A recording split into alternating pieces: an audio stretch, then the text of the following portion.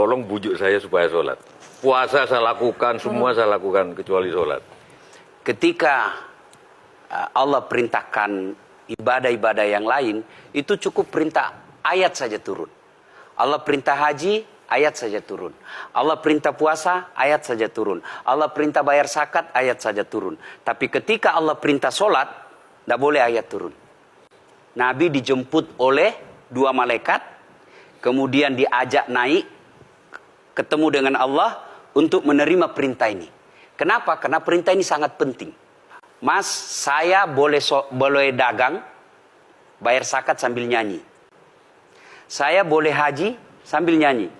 Tawaf, labbaik Allahumma labbaik, labbaik la syarika laka labbaik. Boleh. Ya, saya bayar zakat boleh sambil nyanyi. Begadang jangan begadang. Kenapa? Sholat tak boleh. Allahu Akbar. Darah muda, darahnya pada batal sholat saya. Kenapa? Inilah puncak penghambaan kepada Allah. Jadi puncak penghambaan kalau saya meraku hamba, sholat. Yang paling mulia dalam tubuh kita, kepala. Adik-adik bercanda dipukul pantatmu masih senyum. Dorong dadamu masih senyum. Tapi jangan bercanda pukul kepalamu. Tak, kau pukul kepala saya pasti saya marah. Kenapa? Harga diri di sini. Tapi ketika kita sholat, anggota tubuh yang paling mulia, kepala, rendahkan seperti kakimu. Kita akan masuk ke next box. Ini penting. Kalau saya sudah mulai ini. Oke. Ya, karena kalau ketika saya mau sholat, saya melihat banyak koruptor sholat. Ya. Saya melihat banyak orang sholat yang kalau saya ajak ngomong main HP, nggak punya adab. Yang paling enak memang sholat tidak korupsi. Yang paling nyaman memang, paling ideal sholat jujur. Tapi wala talbisul haqqa bil batil, kata Allah. Allah tidak mencampurkan antara hak dan batil.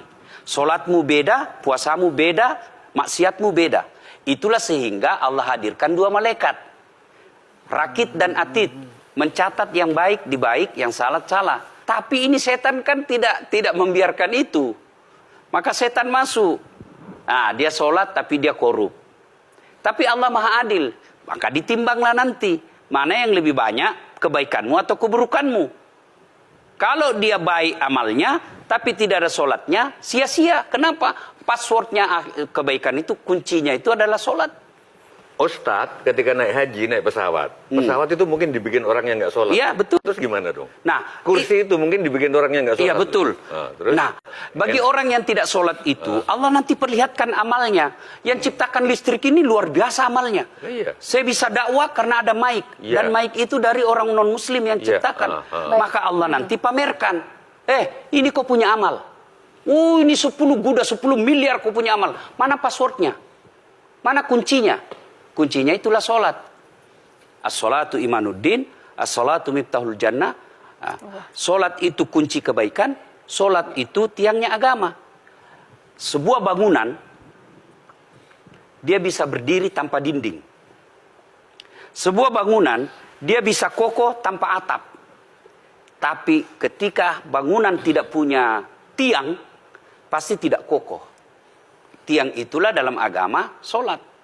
Dia tidak husuk, tidak ada urusan. Allah tidak hitung kamu husuk atau tidak. Kamu datang deh sujud sama saya. Orang haji kan melempar 3 jumroh. 1 tiang, 7 batu. Kenapa tidak dikumpul saja itu? 1 kali lempar, tak, tak, tak. Kenapa? Kenapa mesti 3 hari dan kenapa mesti 3 titik? Itu pesan moralnya, melawan setan itu perlu napas panjang. Dengar azan, jangan pikir setan, dia tebar itu. Tidak usah kau sholat, nanti kau tua. Anggaplah pergi sholat. Setan menyerah, tidak. Buru-buru kamu, buru-buru. Akhirnya apa? Wudhu tidak sempurna. Anggaplah Anda wudhu dengan sempurna. Setan menyerah, tidak. Masuk masjid. Tidak usah sholat sunnah, tidak usah sholat sunnah.